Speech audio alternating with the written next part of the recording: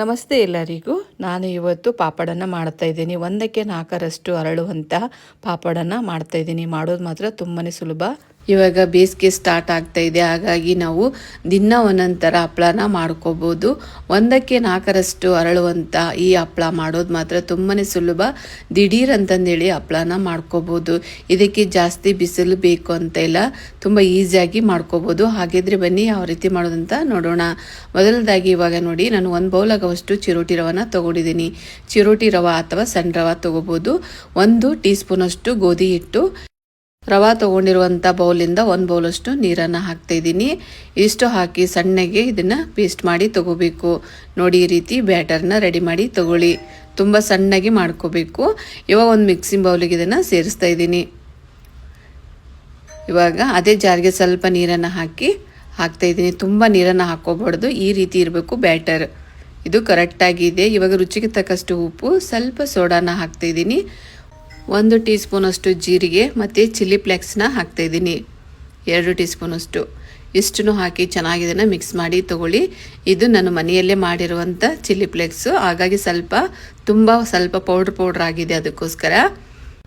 ಇವಾಗ ಈ ಸೈಜಲ್ಲಿರುವಂಥ ಪ್ಲೇಟ್ಗಳನ್ನು ತೊಗೊಳ್ಳಿ. ಒಂದು 3ರಿಂದ 4 ಪ್ಲೇಟ್ಗಳನ್ನು ತೊಗೊಂಡು ಈ ರೀತಿ ರೆಡಿ ಮಾಡಿ ಇಟ್ಟುಕೊಳ್ಳಿ. ಇವಾಗ ನೋಡಿ, ನಾನು 1 ಸ್ಪೂನಿನ ಮೇಲೆ ಸ್ವಲ್ಪ ಹಾಕ್ತಾಯಿದ್ದೀನಿ. ನೋಡಿ, ಜಾಸ್ತಿ ಹಾಕಬಾರ್ದು, ಹಾಕಿದರೆ ತುಂಬ ದಪ್ಪ ಆಗಿಬಿಡುತ್ತೆ ಹಪ್ಪಳ. ಅದಕ್ಕೋಸ್ಕರ ನೋಡಿ, ಈ ರೀತಿ ಸ್ಪ್ರೆಡ್ ಮಾಡ್ತಾನೆ ಇರಬೇಕು.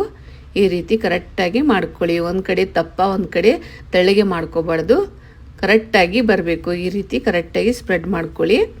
1 ಸ್ಪೂನ್ ಮೇಲೆ ಸ್ವಲ್ಪ ಹಾಕಿದ್ದೀನಿ ನಾನು, ಜಾಸ್ತಿ ಹಾಕಬಾರ್ದು. ಇದೇ ರೀತಿಯೇ ನಾನು ರೆಡಿ ಮಾಡಿ ತೊಗೊಂಡಿದ್ದೀನಿ. ನೋಡಿ, ಈ ರೀತಿ ಮೊದಲೇ ಒಂದು 3ರಿಂದ 4 ಪ್ಲೇಟನ್ನು ರೆಡಿ ಮಾಡಿ ಇಟ್ಕೊಂಡ್ಬಿಟ್ರೆ ತುಂಬ ಈಸಿಯಾಗಿ ಮಾಡ್ಕೋಬೋದು. ನೋಡಿ, ಈ ರೀತಿ ಮಾಡಿ ತಗೊಳ್ಳಿ. ಇವಾಗ ನೋಡಿ, ಒಂದು ಪಾತ್ರೆಯಲ್ಲಿ ನಾನು ನೀರನ್ನು ಇಟ್ಟಿದ್ದೀನಿ. ಮೇಲೆ ಒಂದು ಜಾಳ್ಗೆ ಇರುವಂಥ ಪ್ಲೇಟನ್ನು ಇಡ್ತಾಯಿದ್ದೀನಿ. ಇವಾಗ ನೋಡಿ, ರೆಡಿ ಮಾಡ್ಕೊಂಡಿರುವಂಥ ಪ್ಲೇಟನ್ನು ಈ ರೀತಿ ಇಟ್ಟು ಮೇಲೆ ಒಂದು ಲಿಡ್ಡನ್ನು ಕ್ಲೋಸ್ ಮಾಡಿ 2ರಿಂದ 3 ಸೆಕೆಂಡ್ ಅಷ್ಟೇ, ಜಾಸ್ತಿ ಹೊತ್ತು ಇಡಬಾರ್ದು. ನೋಡಿ, 3 ಸೆಕೆಂಡಿಗೆ ತೆಗಿತಾ ಇರಬೇಕು. ನಾವು 4ರಿಂದ 5 ಪ್ಲೇಟಲ್ಲಿ ಒಮ್ಮೆ ಹಾಕಿಟ್ಕೊಂಡ್ಬಿಟ್ರೆ ಬೇಗ ಮಾಡ್ಕೋಬೋದು. ನೋಡಿ, ನಾವು ಗ್ಯಾಸನ್ನು ಉಳಿತಾಯನೂ ಮಾಡ್ಕೋಬೋದು.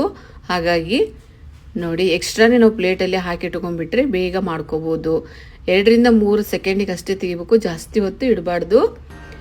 ಇವಾಗ ನಾನು ಒಂದು ಸೂಜಿ ಸಹಾಯದಿಂದ ಈ ರೀತಿ ಸೈಡಿಂದ ಓಪನ್ ಮಾಡಿ ತೆಗಿತಾ ಇದ್ದೀನಿ. ನೋಡಿ, ಈ ರೀತಿ ಮಾಡಿಕೊಂಡು ನಿಧಾನವಾಗಿ ತೆಗೆದ್ರೆ ಬರುತ್ತೆ. ಬಿಸಿ ಇರುವಾಗಲೇ ತೆಗಿಬಾರ್ದು, ಸ್ವಲ್ಪ ಆರಬೇಕು ಅಷ್ಟೇ. ಬಿಸಿ ಇರುವಾಗಲೇ ನೀವು ತೆಗಿಯೋಕೆ ಹೋದರೆ ಬರೋಂಗಿಲ್ಲ. ಅದಕ್ಕೋಸ್ಕರ ಒಂದು 5 ನಿಮಿಷ ಅಥವಾ ಒಂದು 2ರಿಂದ 3 ನಿಮಿಷ ಬಿಟ್ಟು ತೆಗಿಬೇಕು, ಬೇಗ ಆರುತ್ತೆ ಅದು. ನೋಡಿ, ಇವಾಗ ನೀರಲ್ಲಿ ಹಾಕ್ತಾ ಇದ್ದೀನಿ, ಎಷ್ಟು ಚೆನ್ನಾಗಿ ತೇಲಿ ಬರ್ತಾ ಇದೆ ಅಂತ. ನಮ್ಮ ಬೆರಳುಗಳು ಸಹ ಎಷ್ಟು ಚೆನ್ನಾಗಿ ಕಾಣ್ತಾ ಇದೆ. ತುಂಬ ಈಸಿ ಮಾಡೋದು ಮಾತ್ರ.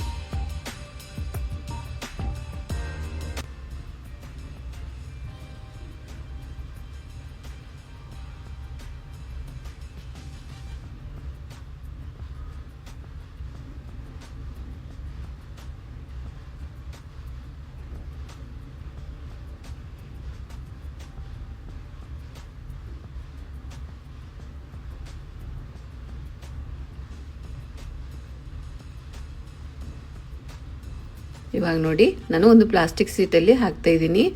ನಾನು ನೈಟ್ ಮಾಡ್ತಾ ಇರೋದು, ಹಾಗಾಗಿ ನಾನು ನೈಟ್ ಪೂರ್ತಿ ಇದನ್ನು ನಾನು ಪ್ಯಾನ್ ಗಾಳಿಗೆ ಇಟ್ಟಿರೋದು. ನೋಡಿ, ಇವಾಗ ಇದಿಷ್ಟನ್ನು ನಾನು ಮಾಡಿ ತೊಗೊಂಡಿದ್ದೀನಿ. ತುಂಬ ಬೇಗ ಮಾಡ್ಕೋಬೋದು. ಇದನ್ನು 10 ನಿಮಿಷದಲ್ಲೇ ರೆಡಿ ಆಗುತ್ತೆ. ದಿಢೀರಂತ ಮಾಡ್ಕೋಬೋದು. ಎಲ್ಲವನ್ನೂ ಕರೆಕ್ಟಾಗಿ ಬರುತ್ತೆ ಅಂತ ಹೇಳೋಕ್ಕಾಗಲ್ಲ, ಯಾಕಂದರೆ ಕೆಲವೊಂದು ಈ ರೀತಿನೂ ಆಗೋ ಚಾನ್ಸಸ್ ಇರುತ್ತೆ. ನೋಡಿ, ನಿಧಾನವಾಗಿ ತಕ್ಕೊಳ್ಳಿ. ನೋಡಿ, ಇವಾಗ ನನಗೆರಡು ಈ ರೀತಿ ಆಗಿವೆ. ಇವಾಗ ಮಾರ್ನಿಂಗ್ ನೋಡಿ, ಇವಾಗ ಒಂದು ಪ್ಲೇಟಲ್ಲಿ ಇವನ್ನು ತೆಗೆದು ಇಡ್ತಾ ಇದ್ದೀನಿ, ಬಿಸಿಲಿಗೆ ಇಡ್ತಾ ಇದ್ದೀನಿ. ಜಾಸ್ತಿನೂ ಇಡಬಾರ್ದು ಬಿಸಿಲಿಗೆ. ನೋಡಿ ಇವಾಗ ಇಡ್ತಾ ಇದ್ದೀನಿ ಈ ರೀತಿ.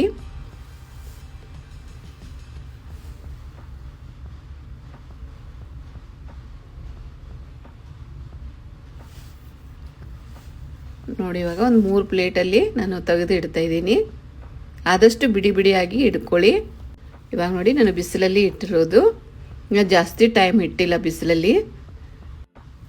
ನೋಡಿ ಈ ರೀತಿ ಚೆನ್ನಾಗಿ ಒಣಗಿಸಿ ತಗೊಳ್ಳಿ. ಜಾಸ್ತಿ ಟೈಮ್ ಏನು ಬೇಕಾಗಲ್ಲ ಹಪ್ಪಳ ಮಾಡೋದಕ್ಕೆ. ಇವಾಗ ಹಪ್ಪಳ ಚೆನ್ನಾಗಿ ಒಣಗಿ ಬಂದಿವೆ ನೋಡಿ.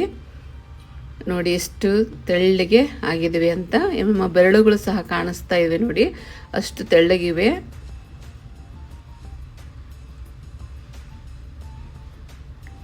ಇವಾಗ ನಾನು ಎಣ್ಣೆ ಕಾದಿದೆ ನೋಡಿ, ಫ್ರೈ ಮಾಡಿ ತಗೋತಾ ಇದ್ದೀನಿ. ನೋಡಿ ಇವಾಗ ಈ ರೀತಿ ಫ್ರೈ ಮಾಡಿ ತಗೊಳ್ಳಿ. ಇನ್ನೊಂದನ್ನು ಸಹ ಫ್ರೈ ಮಾಡಿ ತೋರಿಸ್ತಾ ಇದ್ದೀನಿ ನೋಡಿ. 1ಕ್ಕೆ 4ರಷ್ಟು ಹರಳುವಂಥ ಅಗದಿ ಪಳ್ಳಾಗಿರುವಂಥ ಹಪ್ಪಳ ರೆಡಿಯಾಗಿದೆ ನೋಡಿ.